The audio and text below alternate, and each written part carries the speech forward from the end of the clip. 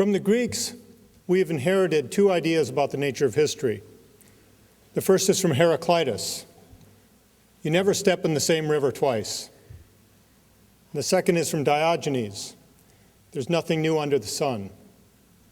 In other words, history never repeats itself, and history always repeats itself. And both are true. And that's why we're doing a series like this. We're gathered to learn what we can from the witnesses to the destruction and horror of the Nazi regime, so that we're able to learn how to discern the lessons of the past. So we see the underlying principles, and we're able to respond to the events of our time with wisdom and with courage.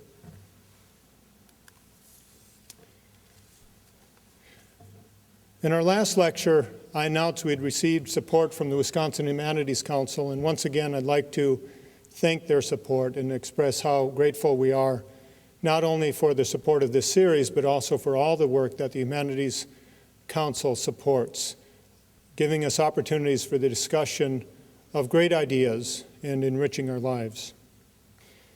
Also, if you look at tonight's program, there's a couple of additions that came about after these went to press. The first that I want to tell you about is something we just we didn't add, even though it's been in the works. Gerda Weissman-Klein is speaking on February 6th. That's in your program. What is not is that on the morning of February 7th, she is going to be giving a talk here for school kids in middle and high schools.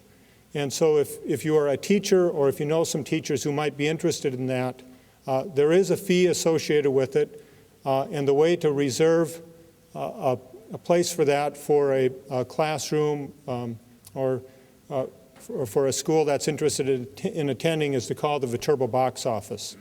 As of last week, we already had 700 kids signed up for that, so we're already about 2/3 full for that event on the 7th. We've also added another speaker to our series. On March 20th, we just got this finalized a couple of days ago. We'll be sending more information out, probably in January, reminding you about the springtime events, but also to give you information on this additional talk. Frank Busher, who's a professor of history at Christian Brothers University in Memphis, Tennessee, will be speaking. That's March 20th at 7 p.m. His specialty for the last 20 years or so has been assisting the Canadian government in researching and prosecuting Nazi war criminals. And so he's got some very interesting stories to tell and also a very different perspective on this series. And now I'd like to welcome Dr. Greg Wegner, a fine scholar and an even finer person who's been of great assistance in putting together this series, to introduce our speaker for this evening. Thank you, Richard. Tonight, we are most honored to have in our midst a person who gave a resounding no to the Third Reich. Mireille Rostad, our honored speaker this evening, joined the resistance against the Nazis when she was 16 years old. Resistance against the Nazis carried with it, as we all know, severe risks. Born in Brussels, Belgium, Mireille witnessed the invasion and occupation of her homeland. How she subsequently reached France by foot through a vast system of underground networks with false ID papers is in itself an amazing story of resilience and courage.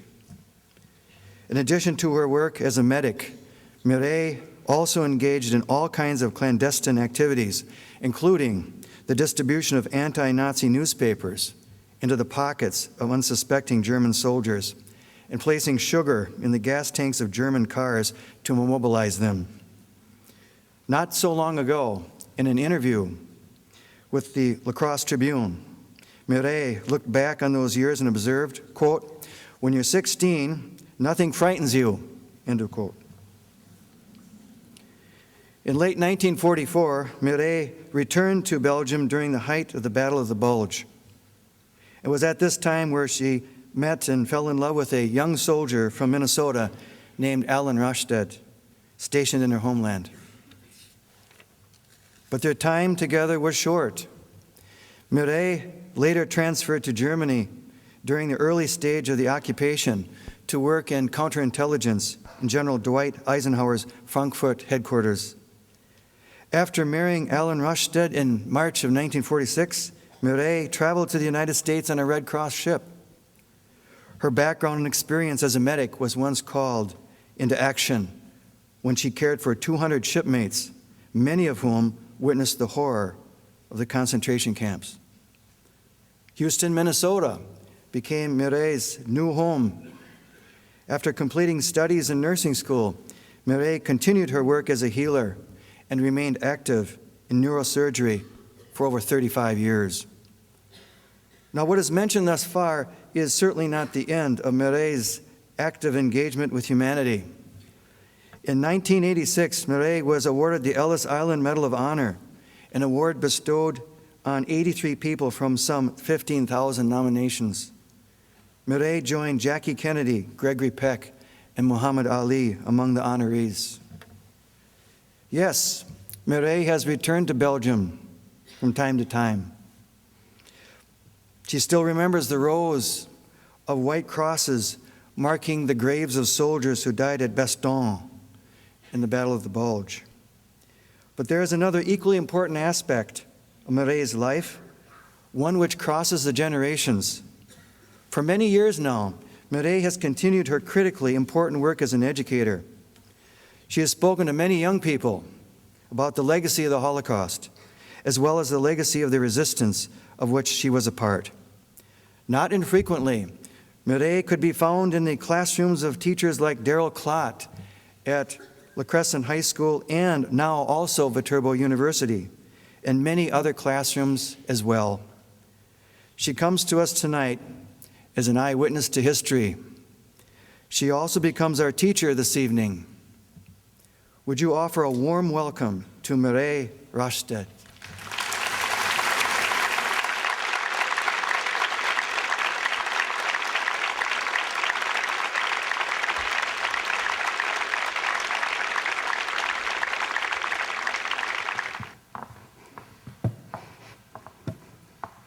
Good evening. My friends were kind enough to treat me as a little old lady that I am and allowed me to sit while I'm talking to you. I've got to tell you, I started this about 20 years ago.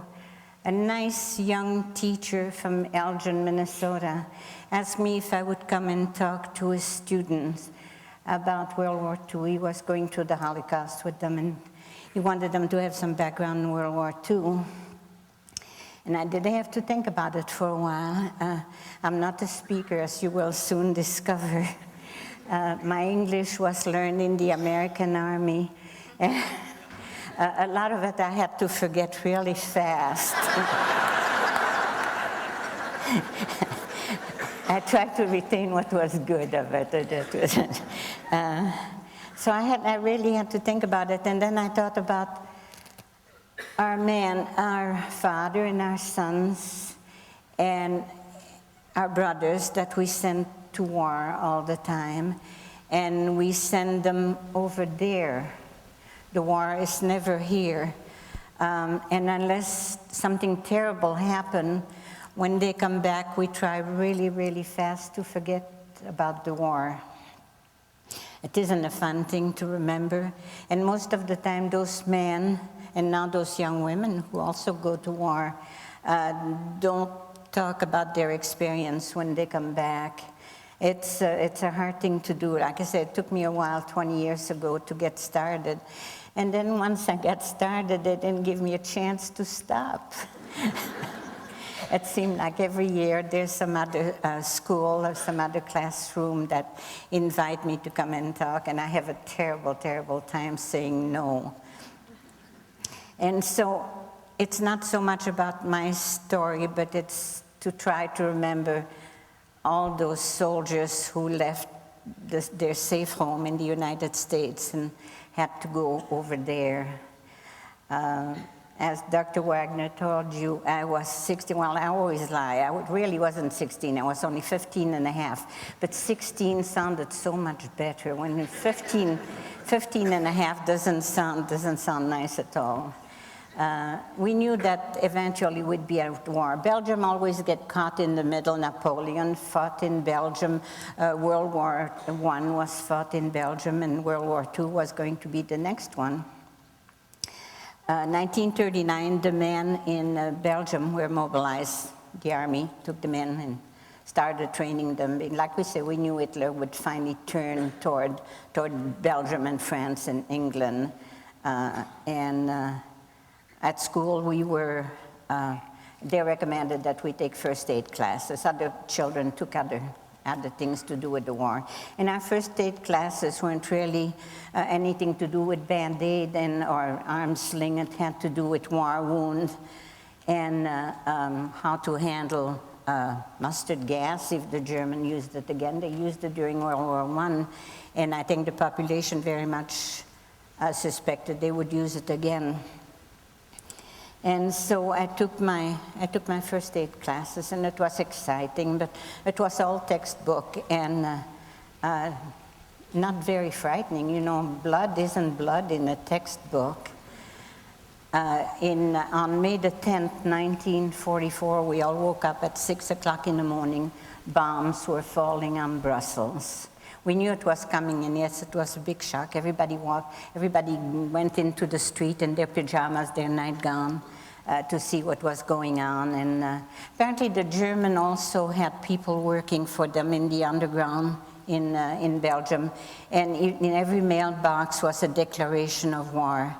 A message from Hitler saying that since Belgium didn't give them free passage to France, they were declaring war on Belgium. Well, I know you all know about Belgium. It's such a small country, very small army. All our men went to the men who had been mobilized went to the front. The first thing my mother did was to put tape on all the windows so that they wouldn't break, which was, I mean, it didn't serve much of a purpose, but it gave you a good feeling, thinking maybe they wouldn't break if a bomb fell nearby. She sent my mom had lived during World War I. She was a teenager during World War I. And my grandfather was involved in the underground. He was a pigeon fancier, and he used his pigeon to send messages to the Ally. And so my mom knew pretty much about war. And the first thing she did, as soon as she found out they had declared war, was to send all of us to get bread. And we had absolutely no idea what she was going to do with all those round loaves of bread. And when we got home, she put them in clean pillowcases and hung them in the attic. And we didn't know that eventually we'd be so happy to have those nice white loaves of bread. She would soak them in water overnight and rebake them. And that's when we were getting bread that contained sawdust. You know, they just, bread with sawdust doesn't taste very good. And when one loaf of bread came out of the attic, it was like having a birthday cake. It was very nice. Anyway, we all did that. Because she had lived during World War I, she knew that the Nazi would come and requisition all the copper and the brass. So off went all the doorknobs and all the brass and copper trinket we had in the house into a basket. She replaced the doorknobs, the brass doorknobs, with wooden ones, because no Nazi was going to use her doorknobs to make ammunition. She knew exactly, she was fantastic. She knew exactly what we were supposed to expect. I went to the Red Cross, to our Red Cross first aid, and there was nothing really going on for a while. Pretty soon my father was taken away from us. All the men of fighting age were told to retreat toward the French border. My father wasn't young enough for the army, but he was still considered as a man of fighting age, so he had to leave us. And my mom, they had 5 children, and I was the oldest one, so it was really hard. The fight wasn't very long. Like I said, our army was so small, and the German army was so big that the front didn't hold for very long. And one day I went to our first aid station, and a soldier walked in, his hand all wrapped up in rags, and the nurse I was working with opened up the rags, and his hand was all shredded to pieces, and she had to debride, and it amounted to an amputation of his hand. And I thought, how is that old lady going to handle that? I think she was 40 years old. But you know, when you're 16, 40 sounds like a long ways away. And she handled it beautifully, and I helped her all I could. She cleaned it up before she sent them to an hospital. And I thought I had been so brave because I helped her, and I thought, oh, all this blood, and I really handled it well. Well, I got home, and my mom said, I kept the soup warm on the stove. Well, that was it. I thought I was going to die. I've never been so sick in all my life. I think I was sick for 4 hours after that. And it just, like I said, all we had learned was from textbooks, and seeing blood for the first time was quite a shock. And that poor old nurse handled it very well. Pretty soon the line broke entirely, the front line broke entirely, and the Germans started descending on Brussels. And we had gone around and changed all the street sign. We mixed up the street sign. We went on the highway and turned all the signs around. And we thought anything to slow them down a little bit. Well, they were smarter than we were, because they had those people working in their underground. And it was the beginning of Coca-Cola in Europe, and they had those metal signs on buildings, on grocery stores, and on taverns. And they had messages for the German in the back of those Coca-Cola signs. All they had to do was turn them around, and they had instruction. They knew exactly where to go and what to do. And we didn't take the German very lightly. To say that we disliked them was putting it very, very mildly. We got together, and the first thing we did was to try to sabotage some of their cars, their trucks, their tanks. And the boys showed us how we could unscrew the gas cap. And we stole sugar from home, because as soon as war was declared, everything was regimented, everything, our sugar ration was very, very small. And yet we took that and put it in gas tank. Anything we could do to, I'm sure it annoyed them more than it held them back. But we tried very hard. My mother thought she was very clever. She hid the sugar in the bottom of the dining room cupboard, and she locked it. But she forgot that if you took the drawer off from the top of the cupboard, you could get inside the cupboard. So that poor woman had her hands full. The guys went and slashed tires and let the air out of tires, and we would just roam at night. Pretty soon, school was an on-and-off again thing. They made us go and work in factory. My friend and I got sent to a flashlight factory, a factory that made flashlight for the German troop. And they were almost like this little gadget. They fit on their belt, and it had a screen in front of it, and the screen had a slit in it so that the light would reflect on the ground, and it couldn't be seen by airplane. And that screen went up and down with a switch. So my friend and I, who were in charge of inspection and packing, would bring our little file to work with us, and we'd file the switch, as many of them as we could get away with. My father called us the destruction department.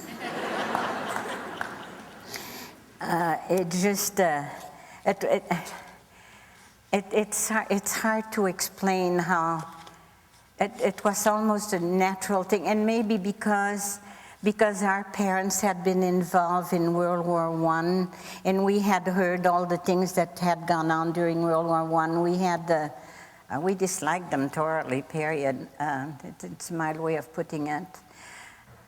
Pretty soon, one of the things we weren't supposed to do was listen to the BBC, the British Broadcasting Corporation, because that was the only radio. The German had taken over every radio station and every newspaper in Belgium, and all we got was propaganda. They were winning all the time. And the BBC would send accurate news of the war, but we weren't allowed to listen to it. It was punishable by imprisonment. And pretty soon some man managed to get the broadcast, and they put them on mimeograph. At that time it was mimeograph pieces of paper that we carried around and we gave to our friends and to our family. And we just thought it would be fun to let the German know that we were listening to the BBC and that we got news. And so we'd ride the streetcar, and on the back platform, we all had to stand. It was very crowded. We'd roll them up and slip them in the pocket of German officer that would be standing on the platform. The officer also had fancy decoration on their sidearms. And sometimes they were gold, sometimes they were silver. depending on their rank. And so we carried a razor blade with us, and we'd collect them. And, and at night we would get together, you know, like kids used to exchange baseball cards. Well, we bragged about all the acorn, and we'd say, well, I got three gold one today, and you have only four silver one. It was a big thing. It was important. It was something to, I think it's what kept us going, to be able to do something. I enrolled in some night classes, college classes. First because I wanted to learn, and second because it gave me a chance to do the things I had to do, because pretty soon I ran messages outside of town, and from messages it went down to small arms and ammunition, and it would have been impossible to leave home every evening without an explanation from my poor parents. And so I had signed into those classes, and I did indeed go to classes once in a while. And at the time, I would go with my friends, and we'd go and pass on those messages, whatever they were. I never knew what they were. I was arrested many times because they had curfew. But I was a skinny little girl with pigtails, and they always scolded me and told me to go home. It was time to go home. I was never arrested, which was strange. So I got away with that for a long time. And pretty soon, instead of the mimeograph sheet, they had a regular Libre Belgique, Free Belgium newspaper. And that was a big thing. That was our lifeline to what was going on. The German, especially the first ones, were very, very, it was very nasty. They had spur-of-the-moment rules.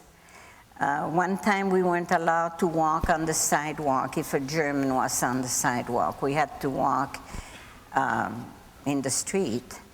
And because I was 16 and I didn't like people telling me not to walk on the sidewalk when I wanted to walk on the sidewalk, I did, and someplace in my forehead I have a nice dent where the soldier hit me with the butt of his gun.